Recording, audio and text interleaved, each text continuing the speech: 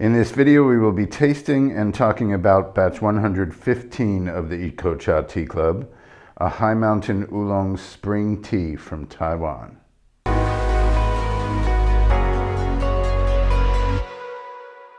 Batch 115 of the Eco Cha Tea Club is a high mountain oolong spring tea from Taiwan.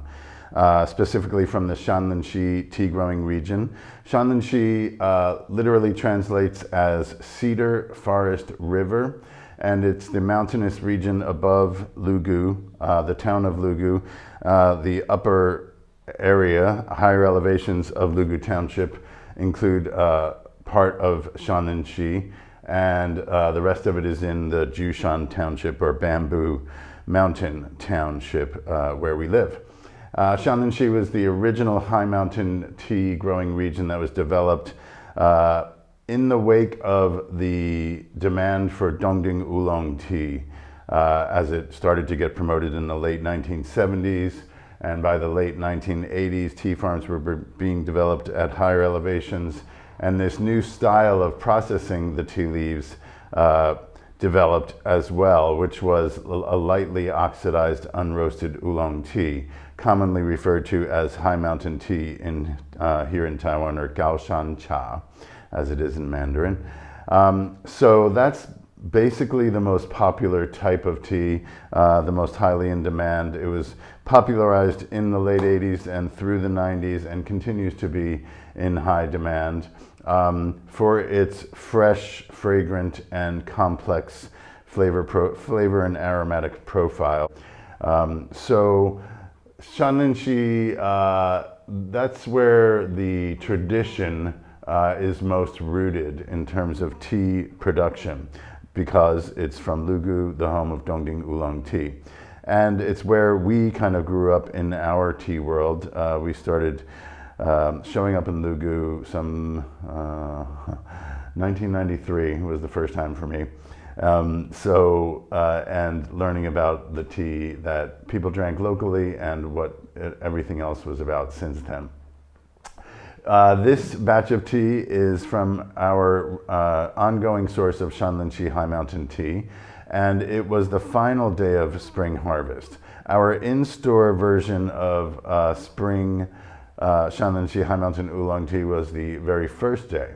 And so after we had procured our in-store batch of tea, we tasted the final day and thought we really would like to offer this and represent this style of tea making that's in a smaller spectrum. They're both definitely within the high mountain tea category, and basically they only vary in the maturity of the tea leaves. Our batch was harvested on April 25th, and this batch was harvested on May 1st.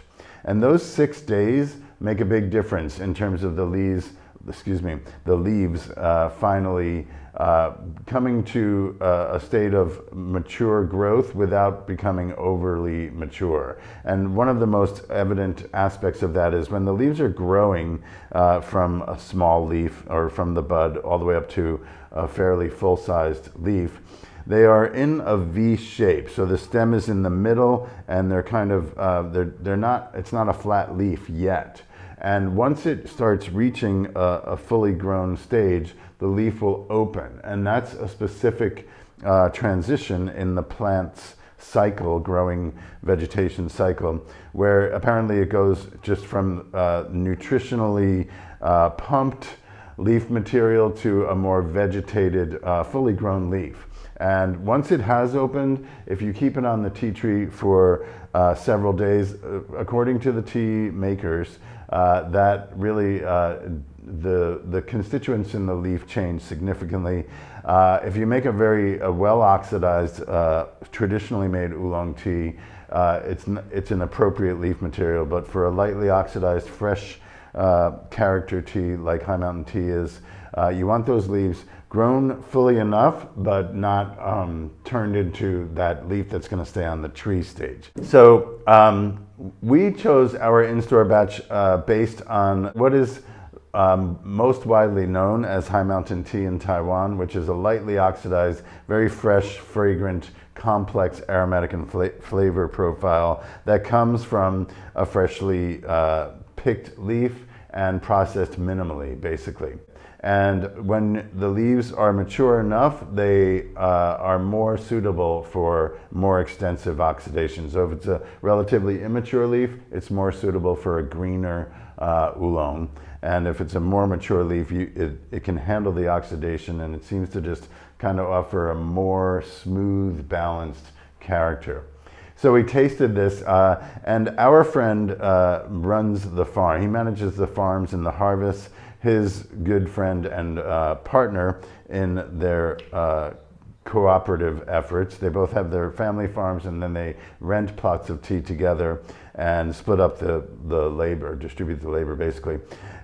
So our friend's friend, who is someone we've known and we're friends with also, does the processing of the tea. He is professionally known and in demand for making what they call competition tea, and that's a significantly more oxidized tea that brings it outside of the realm of High Mountain tea, and a more extensively oxidized leaf material that is specifically made in preparation for roasting and to be used to enter into the Lugu Farmers Association Dongding Oolong tea competition. So he's really good at that. And he tends, if you leave him alone to do what he does best, he'll make a more oxidized batch of tea. Our friend the farmer has to remind him, this is my tea you're making today, please make it closer to the High Mountain tea style, a more fresh, fragrant, greener, finished product. So if you want to, our spring tea really represents that fresh, fragrant, greener, finished product. And this is on the other spectrum still within the, other side of the spectrum, while still within the High Mountain tea category. Our friend the farmer has local, loyal customers here in Taiwan that prefer this style of processing over the greener style. And I said it's becoming more and more popular, especially as we are all aging and continue to drink lots of tea. This is a more palatable and digestible type of tea, really. It's smoother, it's mellower, it doesn't have that green quality that, when you first drink it, it's like, wow, you feel the bouquet in your sinuses. But after you have several cups, or you drink it for several days on end, or weeks and months on end, it can get old, especially for older people. That's just a chemistry thing. High Mountain tea is what it is, and it's a beautiful thing. We're not disputing that at all. We just wanted to offer an opportunity for the mellowed version of it, let's say that. And I really, really need a sip at this point.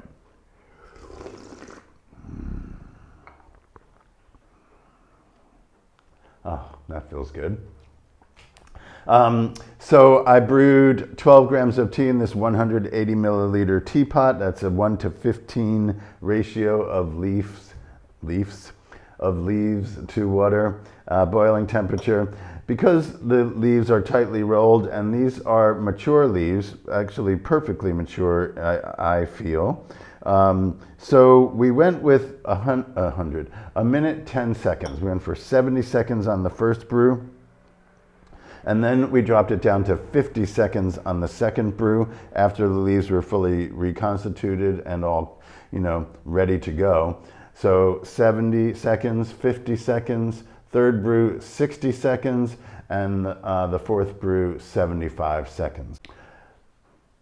So it's just an opportunity to experience a tea made by the same people, the same farmer who harvested and his friend who processed the teas. One was our in-store one, as I've said a few times now, is the greener side of the spectrum. This is the more oxidized side of the spectrum within a fresh High Mountain tea micro category, or a relatively narrow variation in the spectrum we're trying to encompass here. One more sip of the first one. And so what this relatively more oxidized type of High Mountain tea offers is in the aromatic profile when the leaves were brewing in the pot and I was smelling the steam wafting off of them, I got sweet, savory pastry notes mostly, and sometimes a fruity note, but more like a pie or a stewed fruit note. So it's definitely a very ripe or cooked fruit.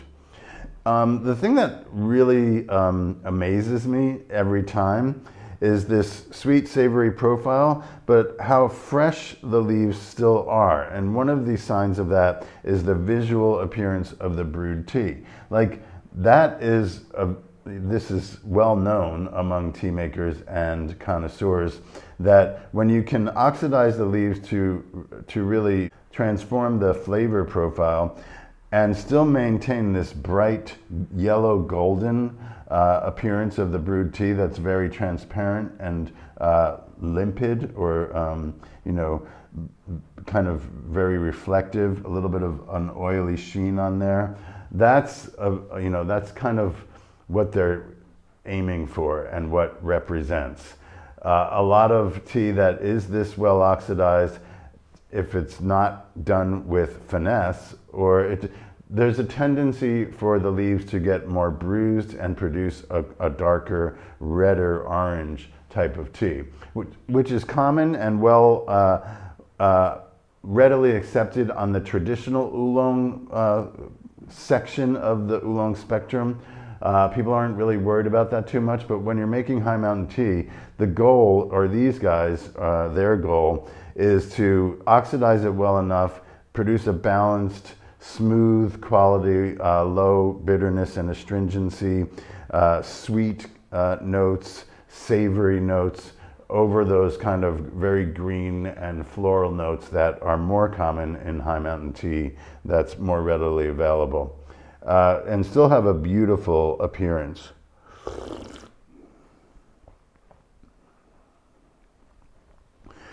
So while maintaining freshness, it's just soothing, you know? I mean, you taste it, it's like, that's so satisfying. It's fresh, but it's also, it's a more integrated flavor profile, I feel. So there's a little bit of herbal aspect, but it's mellow. You don't have that green grassiness at all, in my perception, particularly in this batch of tea.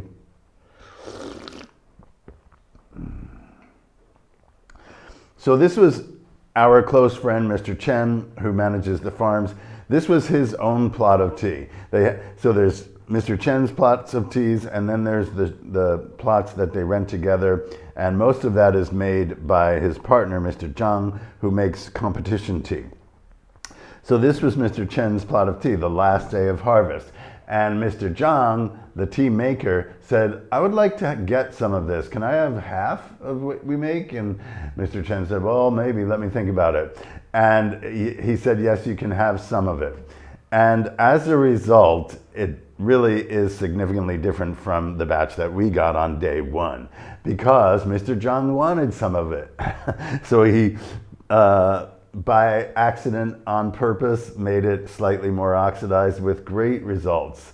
And Mr. Chen's customers that like a more oxidized tea have been quite satisfied.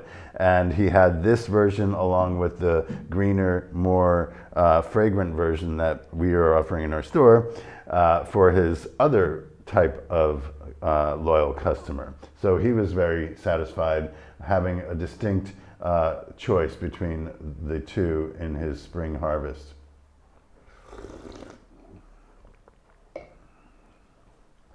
Okay, it tasted really similar all the way through 1, 2, and 3. Since I brewed it, you know, often in my previous brewing methods, I only do it for a minute and the leaves are still opening up, so it tends to be quite light, not quite representative until you get to the second, third, fourth brews. But this was a nice, thick, balanced brew from the get-go because I went up to 70 seconds. So to me, it's like 1 and 2 are almost identical because I dropped the second brew down to 50 seconds.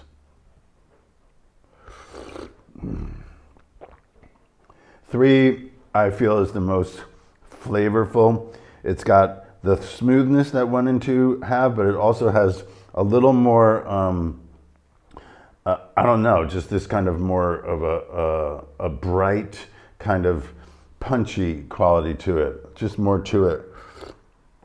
It pops more.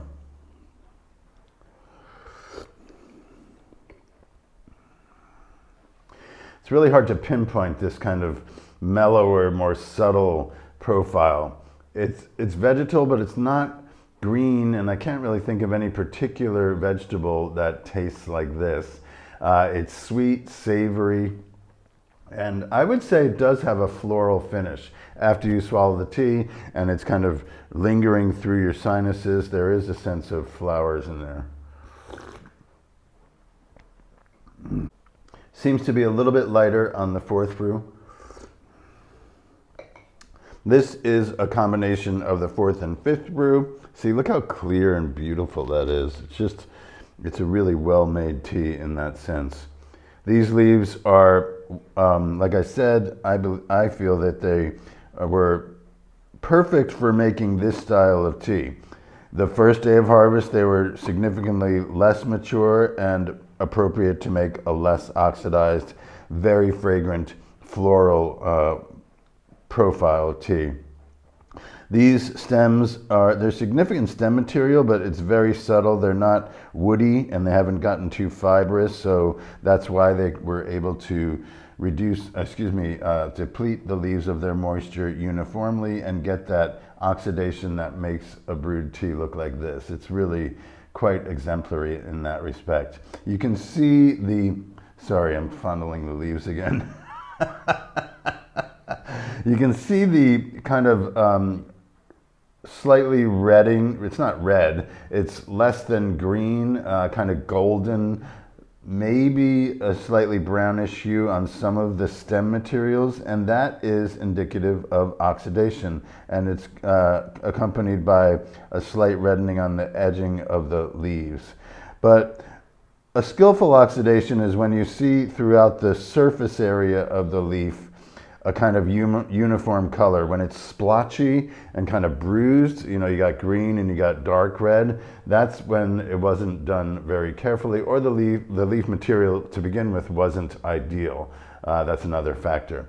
So this is a small plot of tea in an area that's called Water Tower Workstation, I guess. Shui Tong Liao is the immediate environment. It's known by the farmers. It's one spot on a mountain, and it's sort of, I feel it's one of the best spots in the Shan Lin Xi region. I would take it even over Longfengxia because it's well forested. It's surrounded by bamboo and pine groves, and the fog is consistent. Longfengxia has its own character. It's higher up, but it's definitely more exposed. It's right on the ridge, going on the edge of this really big canyon. It is a canyon. So it's a different character, and it's not as soft and subtle and these kind of savory foresty notes that you get from, this is what's known as there's all 12 animals of the Chinese zodiac as you go up the road into the Shan Lin Xi area, and this is the sheep tern. So there's other, and that's the one that's most often referred to because it's a turnoff onto a farm road, and this farm is 1 kilometer, I think, only less than a mile in. Really lovely spot. Okay, there we have it. High Mountain Oolong Spring Tea from Shan Lin Xi, Taiwan. We wanted to represent this flavor profile of what a high mountain tea can be and what is popular on a sort of a more, what should I call it? A deeper, more mature consumer demand on the local scene here. And I'm sure you can find it, but much less commonly found on the market at large. We think you will appreciate comparing it to your experience if you have been a high mountain tea drinker, and really just allow yourself to get to know it. It's not going to give you sparks, and it's not fireworks at the beginning, but the more you drink it, the more you warm up to it, and you don't get tired of it. That's the thing. Like at this point, if I drink a lot of high mountain tea, I feel it, in my gut and I have to, I'm reaching for crackers or cookies or something. This composition of tea doesn't do that to me. So that's another quality that it offers. Let me take a quick sip of the combination brew. This is so warm. That's what it just tastes like, a warm pastry out of the oven. And at the same time, like, it's definitely got a bouquet. I'm not gonna say it's, well, I will say it's flowery, okay? Maybe like, some sort of essence put into pastries. Okay, you decide what it tastes like for yourself. Thanks for being with us. We'll see you next month.